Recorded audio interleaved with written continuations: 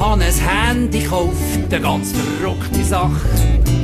Ich has Martina getauft, weil die Hingis macht mich schwach.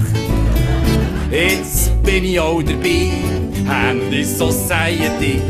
Jetzt geht mir nicht mehr durch die Büsche, das macht mich hure frisch. Gell, jetzt habe ich da 99 Speicherplätze für Telefonnummer.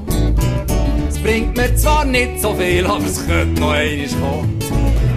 Ein Wecker hat es auch noch drin, das hingegen ist ein echter Quill, weil mein Handy habe ich gern dabei und der Fuß sitzt zumindest nicht ein. Und wenn's dann schädert am Hosengurt, dann schauen die Leute mich an. Sie merken alle grad sofort, ich bin ein gefragter Mann, wow. Ich bin ein Handyman, ein mega geiler Sieg. Totaler Handy-Fan, weiss aber nicht mehr, was ich ohne mich. Gell, kürzlich bin ich da in einem kleinen Szenenbeizli gehockt. Das Crevettensalätli vor mir und ein bisschen rumgeschaut, wenn ich so wirke. Hab mich ganz vergessen dabei und es längst nicht merkt, wenn ich da mit dem Antennenli der Salatsauce noch nicht in der Stadt mit der Gabel.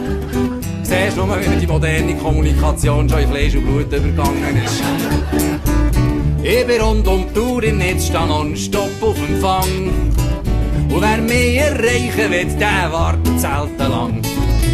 Ich bin immer gesprächsbereit, bin auch schon böse auf die Schnur gekriegt. Aber Meister in der Handiness wirst halt nicht ohne Stress. So stehe ich doch leicht gebückt im Abteil 3 vom Pissoir im Mäcklein. Da schädert's, ein gewagter Griff, ich cool, alle anderen hin.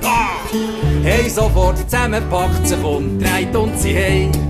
Ich hab zwar in die Hose gemacht, weil ich hab keinen Hang mehr frei. Drum merkt ihr, wer ein Handy hat häufig warme Beine.